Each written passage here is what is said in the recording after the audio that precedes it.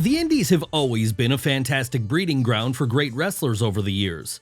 Hell, if you look at most of the top superstars out there today, you'll find that before they ever reached the big leagues, they were first honing their craft somewhere like Ring of Honor, Pro Wrestling Guerilla, or Game Changer Wrestling. But not all indie darlings succeed once they make it to the top. No, some fail once they make it to WWE. But just who are the biggest examples of this? Well, that's exactly what we're going to be looking at right now.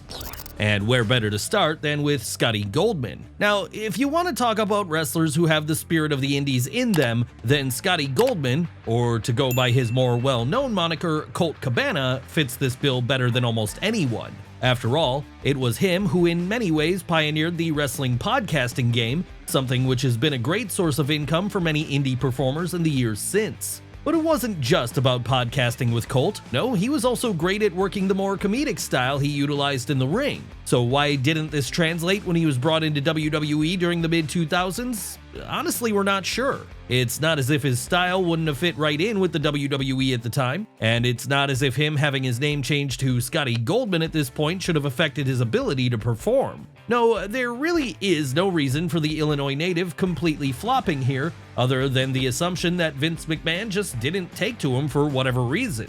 After all, why else would Goldman have gotten so little TV time after making his true main roster debut in August of 2008? And why else would every appearance he did make seem designed specifically to make him look like a jobber who couldn't cut the mustard in the big leagues? Yes, the truth is, this may have been a case of the boss having a short attention span when it came to a new talent. So it was then that after eating some pinfall losses to the likes of Brian Kendrick, the Great Khali, and Umaga, Colt Cabana would be released from his contract in February of 2009. Still, at least from there, he was able to return to the indies and eventually get a job in AEW. But what about our next subject? Another man who is currently signed with AEW, the man who gravity forgot, Adrian Neville. Of course, today Adrian Neville goes by Pac, the name he first used when he was making something of himself on the UK and European indie scenes during the mid to late 2000s. And it was the quality of his work during this time that first saw him fall under the radar of WWE, with him being signed there in 2012. What happened after this? Well, things went pretty well for a while, as on NXT, Neville reached the top of that card by becoming that brand's world champion. Once he was called up to the main roster in 2015, though, things took a bad turn, as now the Englishman was saddled with a gimmick of basically being Mighty Mouse in all but name. And as if that wasn't bad enough, rather than get pushed as a serious threat on Raw, he'd spend most of his time stuck in 205 Live and the WWE Cruiserweight division. Could he have been more? Absolutely he could have. But alas, despite being a Cruiserweight champion, he would never really get a chance to go any higher than this. And it appears that Neville himself wasn't happy with his booking, as in 2017 he'd walk out on the company, with him from there going on to join AEW. But not every indie star who doesn't work out in WWE goes over to AEW after the fact, and one of the best examples of this is our next subject, Caval. Now, if you don't remember the name Caval, you might remember the name Low Key. That was the guy who was tearing it up in places such as Ring of Honor and TNA throughout the 2000s. In fact, so highly regarded was he in those places, he'd become the first ever world champion in the former. That said, all this didn't mean much when he joined WWE in 2008, as there, he'd have to prove himself to a whole new fan base, with him now going by the new name of Caval. Who was Caval? Well, he was a contestant on the second season of NXT back when it was in its original game show format. And with this format focusing more on wrestlers carrying out wacky tasks rather than showing what they could do in the ring, there was little opportunity for the Brooklyn native to show his primary skill set. Still, that didn't mean he didn't do well here. In fact, he actually won the whole thing. But as it turned out, this wasn't the springboard for a successful career in WWE that he'd hoped it would be. No, immediately after winning NXT Season 2, Caval would be cast in the role of mid-card act who was essentially the lackey for LayCool. Sure, he would get a shot at Dolph Ziggler's Intercontinental title when he beat the champ in a non-title match, but that was about all the former ROH World Champion got on the main roster. And if rumors are to be believed, he was often getting into drama backstage, with this all not looking good for his future in WWE. So it was then that after getting into arguments with management, Caval would be released from his contract in December of 2010, with this marking the last time he would ever appear in a WWE ring. And low-key wasn't the only indie darling whose apparent abrasive attitude ended up costing him his job in WWE, as a few years later, the same thing would happen with Austin Aries. Yes, you may have heard the stories of Austin Aries being a challenge to get along with behind the scenes, but that doesn't mean he isn't a great wrestler. And this was something he proved time and again through his work in places such as Ring of Honor, TNA, and Dragon Gate USA during the 2000s and the early part of the 2010s. So really, when he joined WWE in 2016, this should have been enough to get him a leg up in the company, as by that point, Triple H was well into his phase of hiring every indie star he could. But unfortunately, most of the other indie stars the game had hired were a lot easier to get along with. And so, because of that, Aries struggled to build any kind of noteworthy momentum during his time on the Black and Gold brand that year, and when he was called up to the main roster towards the end of 2016, things got even worse for him. Why was this? Well, despite being a part of the Raw roster, the Milwaukee native quickly fell into the trap of being an almost exclusive member of the Cruiserweight division. And this meant that, like with Adrian Neville, most of his time would be spent on 205 Live. And like with another indie star we've already discussed named Low Key, Austin Aries was not shy about letting his feelings known when it came to his spot on the card, with this understandably causing him problems backstage. Sure, he did get to have some good matches during this period, matches against people like Tony Nese, Mustafa Ali, and Ariya Daivari. The only problem was, because of the platform these matches were given, barely anyone knew they were taking place, even if they did want to check them out. And eventually, this led to frustrations bubbling over on both sides to the point that, on July 7th, 2017, Aries would be released from his contract, with him never showing up in a WWE ring again after that. Could things have worked out differently for him had he gotten along better with management? Maybe. But then maybe not, because few people have had anything negative to say about Cassius Ohno, and he still failed to get over in the WWE. Of course, Cassius Ohno will be better known to many fans as Chris Hero, stalwart of the indie scene throughout the 2000s and beyond. Seriously, during his time as an active performer, there's barely been a place he's not worked, whether that be ROH, TNA, PWG, or Chikara. Unfortunately for the wrestling genius though, no matter how good he might have been in these promotions, and no matter how much respect he might have gained from his peers while there, once he joined WWE in 2011, things didn't go so well for him. What happened here? Well, after spending a couple of years in developmental, the man now named as Cassius Ohno would be cut from his contract before he could ever even reach the main roster, with the reasons for this being that apparently WWE just didn't see any value in moving him up there, despite CM Punk pushing for him to be the original third man in the Shield alongside Dean Ambrose and Seth Rollins. Sure, this might seem weird considering how good of an all-rounder the Ohio native is, but for one reason or another, management just didn't see much in him.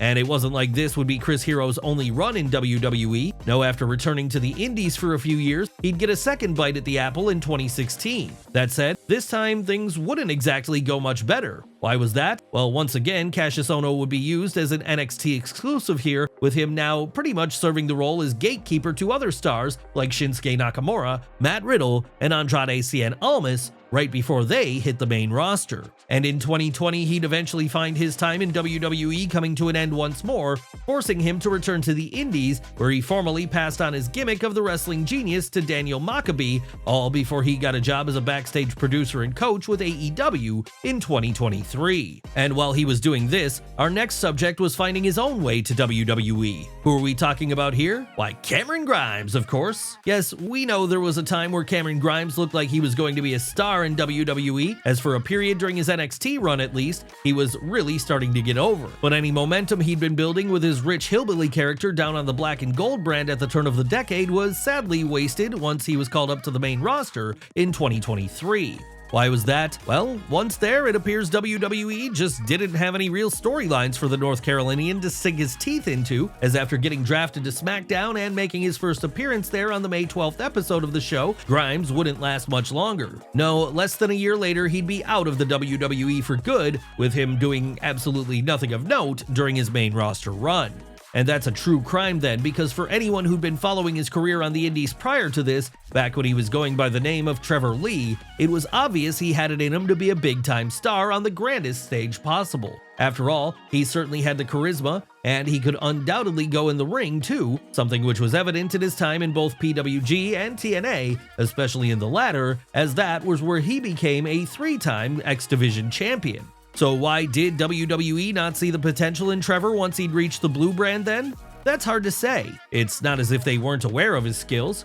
Hell, he was booked like a star on the developmental show. We guess this is one which will always go down as a bit of a mystery, but at least it's not been the end of Cameron Grimes' time in the wrestling world, as, now a free agent once more, he's recently begun the process of taking bookings out on the indies again, something we hope will eventually see him land on his feet once more soon enough. It wouldn't be like it was the first time an indie darling with the surname Lee didn't work out in WWE and then had to go reinvent himself somewhere else, as the exact same thing happened with our next subject, Keith Bearcat Lee. Yes, that's right, we're using the infamous Bearcat moniker here because that's what Lee was given once he was called up to Raw in the summer of 2020, and this gimmick turned out to be an instant failure, something almost universally disliked by fans. And yes, the Bearcat moniker was at least to some degree a reference to Bearcat Wright, but this was never mentioned on TV. So if you didn't know the reference, then you would never know why the sudden change in name and ring gear. It's just a shame he never worked out. After all, here was a man who had not only been a massive hit on the indies for years prior to his signing with WWE, someone who was good enough to regularly tear it up in places like Pro Wrestling Guerrilla, and at one point even become their world champion. He was also someone who was good enough to excel in NXT. They're becoming a world champion too. In fact, he wouldn't just be a world champion in the black and gold brand, no, he'd be a double champ. As while holding that belt, the Wichita Falls native was also at one point in possession of the North American strap. Sadly though, as soon as Vince McMahon started booking him, any sense of star power Lee had seemed to dissipate in an instant. Needless to say then, after trading wins with Randy Orton, then being taken off of TV due to a serious health issue, Lee was finally released from his contract in November of 2020. How would he fare after this? Well, somewhat better, but still not great, unfortunately. And that's likely because his health issues seem to have left him a little more limited in terms of what he can do now, meaning that while he has become a tag team champion in AEW alongside Swerve Strickland, he's increasingly become a rare presence on their TV too. But what of the man the Texan was once so closely associated with during his time on the indie scene? Surely he would have a better run when he joined WWE in 2017. Well, unfortunately not, because that person is none other than our next subject, Dijak. That's right, Dijak. What could have been? Yes, it seemed like he was everything that Vince McMahon would have been looking for in a big-time star. So what went wrong then? Well, nothing at first. No, after spending the early years of his career working in places like Ring of Honor and putting on a series of classics against Keith Lee, the man then known as Dominik Dijakovic signed on the dotted line with the WWE and quickly started rising up the ranks of NXT. So well did he do in NXT, in fact, at one point he was entering into a feud for the North American title. Sadly though, when the time came to call him up to the main roster in the autumn of 2020, the Massachusetts native would be a victim of one of the worst gimmicks of all time, retribution. Yes, rather than call up Dijak as the tough guy badass he'd been down in developmental, when he eventually hit Raw, WWE would book him as a member of the most comically bad stable in recent memory, one who acted like rejects from the Foot Clan in Teenage Mutant Ninja Turtles. And his status in this group certainly wasn't helped by the fact that he now wore a ridiculous mask and went by the name of T-Bar.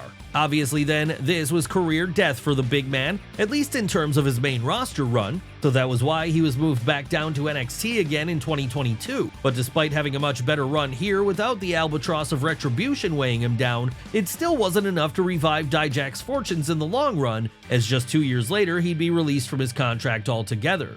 Where does he go from here? That remains to be seen, but we can't rule out the possibility of one final match between him and Keith Lee in AEW, or maybe even an eventual return to WWE one day before he retires. And with Triple H now booking the show, it's probable that he'd have a much better run a second time around. Either way though, he can at least rest easy knowing that he wasn't the only indie darling that never meant their potential in WWE. No, this has been happening for years, and if you need any evidence of that, you only have to look to our next subject, Evan Bourne. Why did Evan Bourne fail to meet his full potential in WWE? Well, for one, he was never really seen as more than a mid-card guy at best, someone who, when he wasn't competing on the WWE CW brand, was reaching his ceiling as part of a tag team with Kofi Kingston named Air Boom.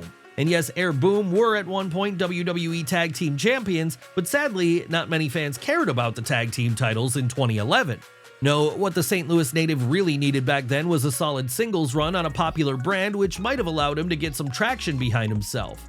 After all, it's not like he wasn't capable of connecting with fans, as we'd all seen him do in places like Ring of Honor, TNA, and Dragon Gate, but given he was under 6 feet in height and this was still during the Vince McMahon years, there was little hope that was going to happen. So instead of getting a main event opportunity then, Evan Bourne would mill around for a few years, doing little of note outside of taking an excellent RKO from Randy Orton on an episode of Raw, all before parting ways with the company in 2014. Thankfully though, he was able to bounce back after that, as now, Matt Sydal, as he is known once more, has been able to rebuild himself on the indies, with this keeping him going all the way up until the modern day, with him now signed to a contract with AEW to serve as something of a player coach. And he's not the only indie darling who ended up doing work with AEW after a failed WWE run, as the exact same statement applies to our next subject too, Lio Rush. Really, if you want to talk about performers out there today who are undervalued, then Lio Rush has to be near the top of that list, as he's got such a unique style to him and such a fan-friendly way of working that it's hard to not be fully engaged whenever he's on screen. And these skills have been evident for a long time now, as far back as the mid to late 2010s in fact, when he was building a name for himself in places like Ring of Honor and Combat Zone Wrestling. But as we've seen so many times already today, being a great indie star doesn't necessarily mean you'll find success in WWE, especially not during the latter days of Vince McMahon. And sadly for Lio, it was during this time period that his WWE run happened, as he'd signed there in 2017. What would he do during this run? Well, like Adrian Neville and Austin Aries, he'd mostly be on 205 Live. Sure, he did get the occasional chance to appear in a better spot on the Red brand, but whenever he did, it was as a mouthpiece for Bobby Lashley, a role which didn't exactly show the high flyer in his best light. And when apparent backstage attitude problems made it difficult for certain members of the Raw roster to work with him, he'd be demoted back down to NXT again, the very place he'd remain up until the point he was released from his contract in April of 2020. Should he have been more in WWE? Maybe. But then maybe this one isn't entirely the company's fault, as if rumors are to be believed, those same backstage issues appear to have arisen with the Maryland native in other places since. But that doesn't mean he still couldn't have done more in WWE, as one thing you most certainly can't say about Lio Rush is that he isn't good enough in the ring. No, like with everyone else we've discussed today, he's an excellent performer who was able to use his talents to become a shining star on the indie scene for a while. But when that shot at the big time came, those talents just never managed to fully make it happen there.